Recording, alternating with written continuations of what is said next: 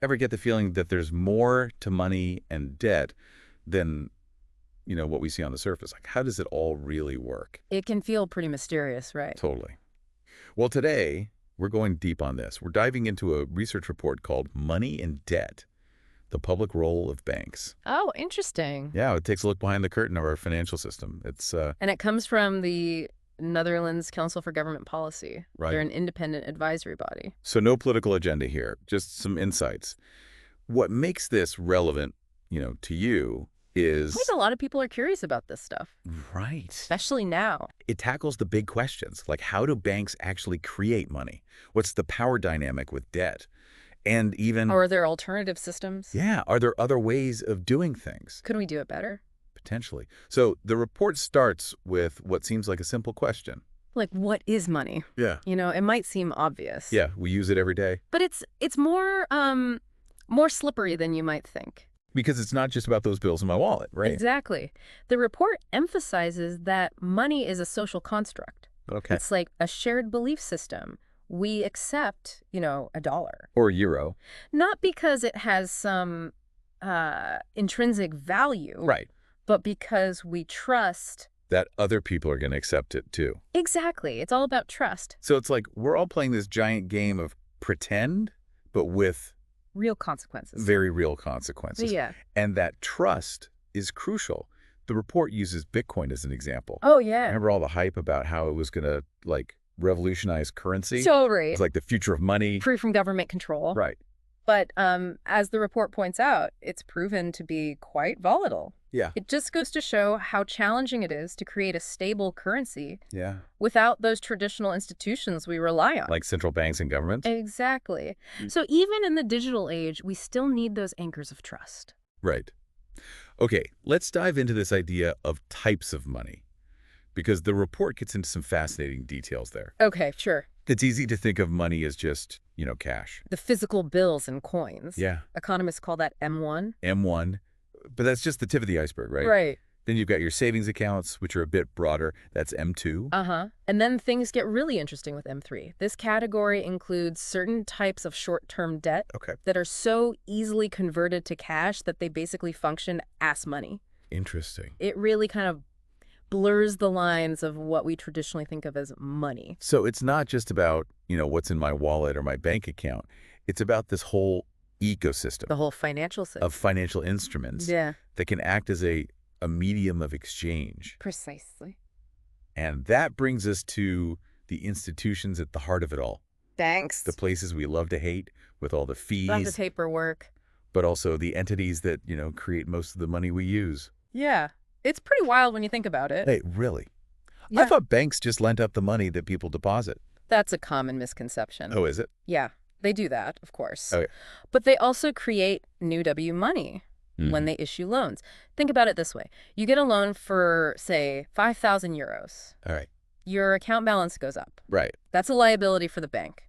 But Mm. at the same time, your debt to them Becomes an asset. on their books, boom, money supply just increased. So it's like this magic trick where money appears out of thin air, Not quite magic, but it's definitely a process that's not widely understood. I'll say.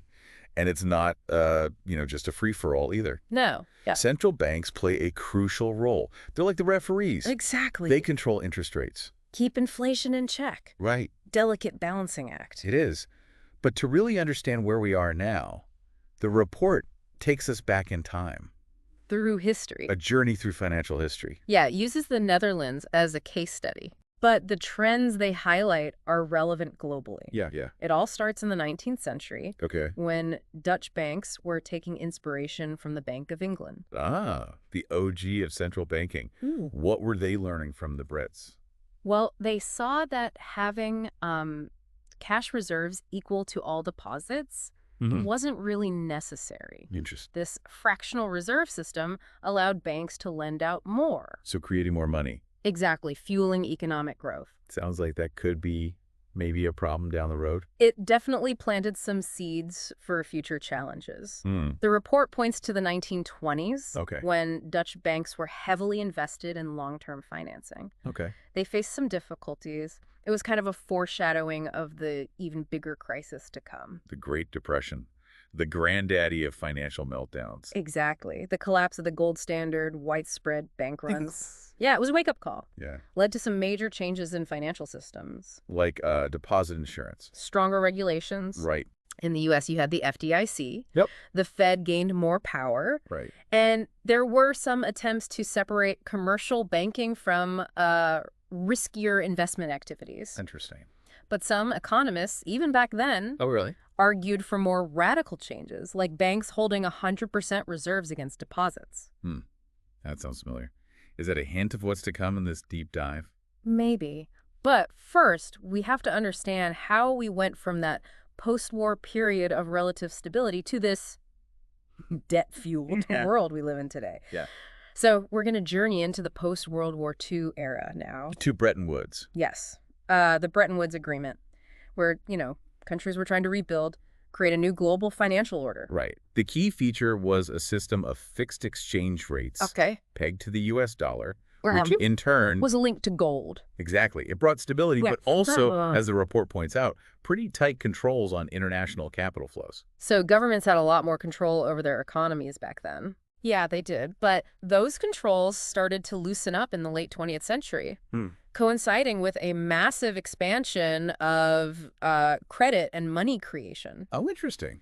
We were moving from a world where cash was king to one where bank deposits became the dominant form of money. And technology played a big role in that shift, right? Oh, yeah, absolutely. ATMs popping up everywhere, electronic payments becoming more common. It became easier to spend, borrow, create money. Banks were consolidating, becoming more interconnected. taking on more risk. Yeah. Sounds like trouble's brewing. It was. Yeah. In the lead up to 2008, Oh, here we go. private debt levels were soaring, mortgage lending fueled by rising house prices. And those safe as houses mortgages turned out to be anything BUT safe Exactly. when the bubble burst. Which raises a crucial question. Okay. Was this debt-fueled growth sustainable? Right. Or was it just setting the stage for a painful reckoning? Yeah. And that brings us to the present day. So we've laid the groundwork, the historical context. Yeah. Now let's get into how the current system is actually performing. The nitty-gritty. Yeah. The report uses a framework Okay. to evaluate it, focusing on 4 key things: economic contribution, stability, fairness, and legitimacy. Okay, so starting with the most basic function. Yeah. Economic contribution, the system has to, at least facilitate payments efficiently. It right? does. And the report acknowledges Yeah. that the payment system, at least in the Netherlands, IS, actually quite efficient. Okay, so You know, swipe our cards. send money online. That's a win for the current system. It is. But there's a catch. Oh, It's a big one. I have a feeling I know where this is going. The sheer volume of debt in the system. Here it is, the dark cloud. The report highlights how high debt levels can hinder economic growth in the long run. Because if individuals and businesses are burdened with all this debt, They have less money to spend. And- Exactly. Creates a drag on the entire economy. it's like trying to run a marathon with like a heavy backpack on. Exactly. And that brings us to stability, or rather, the lack thereof.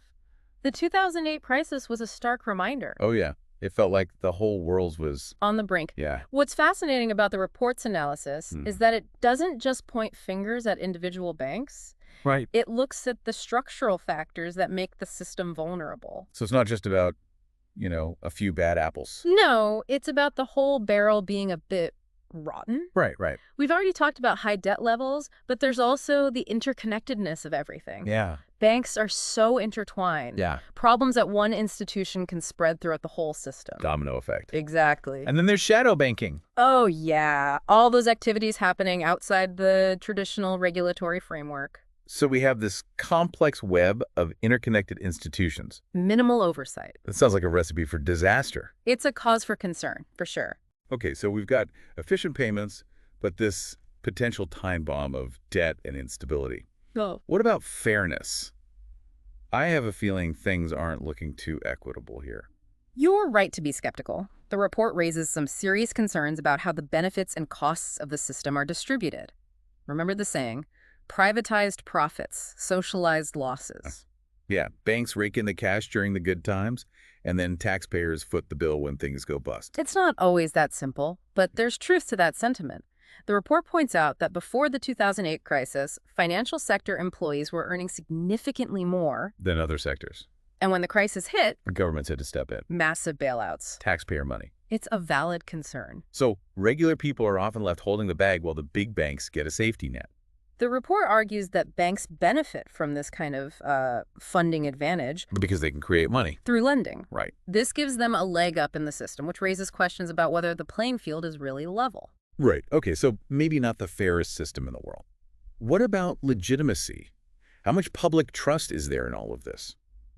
Not a whole lot, if we're being honest. Yeah. The report highlights how the system has become so complex, opaque, Yeah. dominated by these technical experts, and just really far removed from democratic control. It's hard to trust a system you don't understand. And when you see, those Wall Street guys getting away with murder, Well, Right. Main Street suffers. yeah, it breeds cynicism. And that lack of trust can be Well- a problem in itself. It can become a self-fulfilling prophecy. If people lose faith in the system, they might, pull their money out of banks, Make rash decisions. potentially triggering instability. Exactly. Okay, so we've painted a pretty bleak picture of the current system here. High debt, instability, unfairness, and low trust. Is there any hope? Does the report offer any solutions? It does, and this is where things get really interesting. The report explores this kind of radical idea. Okay. It's called the sovereign money system. Sovereign money system. Okay. Okay, I'm all ears.